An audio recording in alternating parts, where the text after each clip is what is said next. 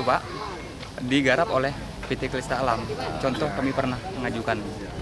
Berarti sertifikatnya diambil oleh PT itu? Enggak, sertifikatnya masyarakat ngantongi sertifikat. Buat sementara lahan yang tersebut dikelola oleh perusahaan. Buat sementara kami masyarakat lemah ini tidak bisa berbuat apa-apa, cuma hanya sekedar melihat sertifikat doang. Selama udah tanah diserobot oleh PT itu, Iya. itu berapa lama udah? Sekarang udah berbuah Pak sawitnya Pak di tanah. Karena kami ini masyarakat Berapa lemah. lama kiranya? Ya, Berapa lama kira?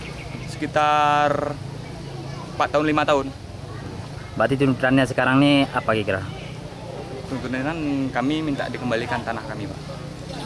Itu harga mati, masyarakat minta dikembalikan. Ganti rugi hak atau